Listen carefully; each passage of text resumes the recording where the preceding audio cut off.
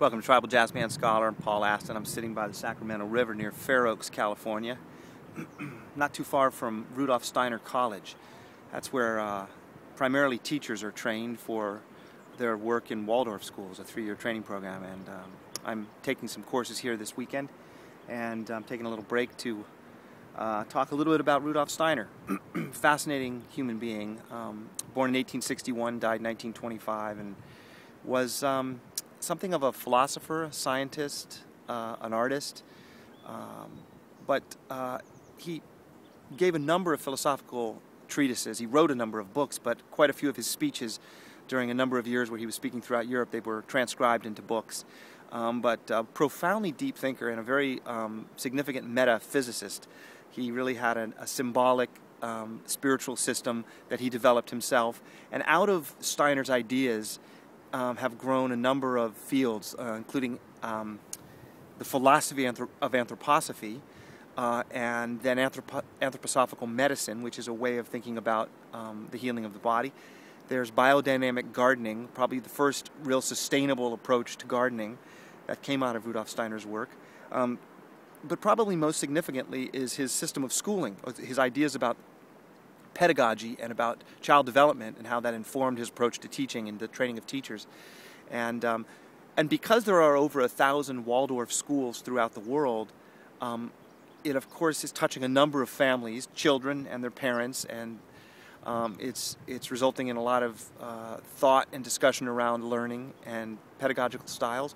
In fact, in the United States, since the No Child Left Behind laws were implemented about 15 years ago, there's been a really strong push to increase academic performance in the areas of math and language arts in public schools in order to meet these government-mandated performance standards. And what that has resulted in is a huge change in the way schooling is undertaken, where arts and other subjects that are considered peripheral to math and language arts have been removed from the curriculum.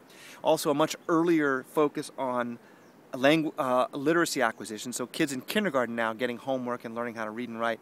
So it's a huge change in the way schooling has been undertaken, and now there's sort of been a reaction to that where parents and kids are saying, this seems like a little too early. In fact, it is, in the minds of Waldorf teachers, very developmentally inappropriate to begin to teach literacy at those young ages. There's a very strong emphasis on imaginative play, and it's interesting that all the research now that's looking at the impact of video games, which is a non-imaginative play, what that's doing to the cognitive development of children, and that's giving yet more credibility to approaches like Waldorf that really look at the importance of imagination, play, creativity, and art.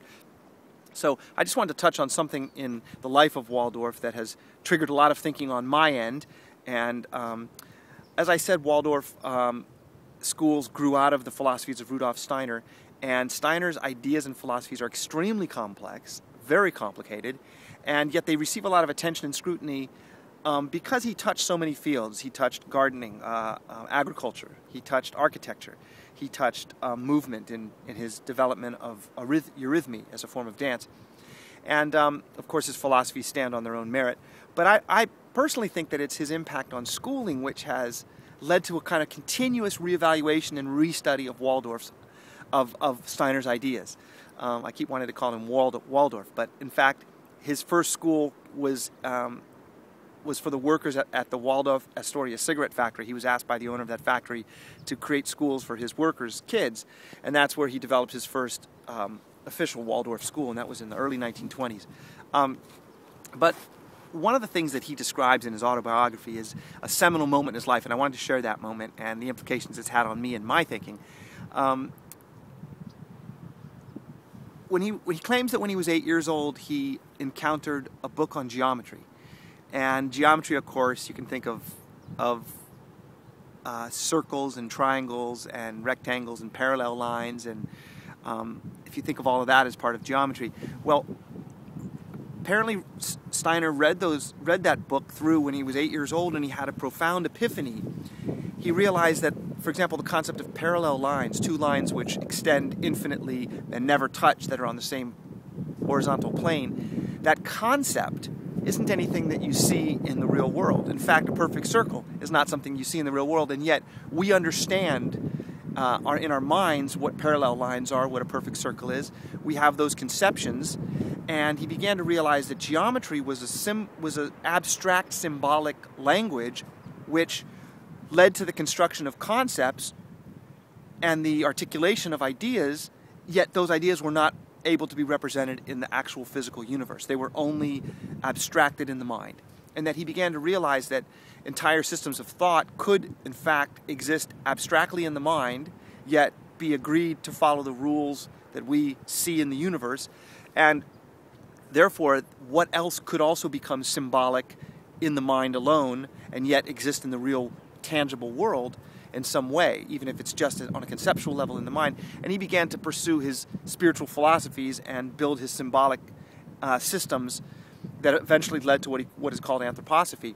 But it began with this idea of geometry, and it's an intriguing idea because I, for one, I can't grasp much of Steiner yet, but I do understand the idea that geometry is an abstract conceptual language that really exists in the mind of the student or mathematician who's working in geometric ideas. And in that same way, these philosophical ideas that he built, he felt they were scientifically based in a symbolic abstract language. So that's about as much as I understand at this point about some of these deeper philosophies, but I can say that as a student of the pedagogical styles and some of the ideas that come out of Steiner and Waldorf schooling, I'm a huge believer that Steiner was onto something. He had some deep intuitions about what children need. Many of them, as I said, are being supported now by research on child development in the medical fields in terms of what children need in psychology. And much of this was intuited by him based on these spiritual, philosophical, metaphysical ideas that he had developed in very rigorous fashion over many, many years.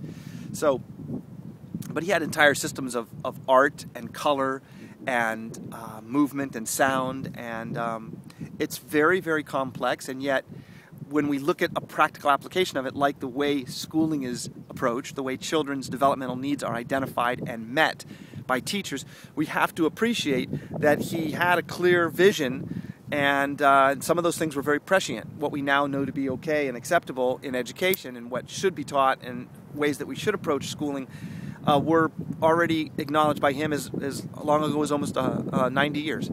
So with that, tribal jazzman scholar sitting by the beautiful Sacramento River, I will sign off. Thanks for joining me.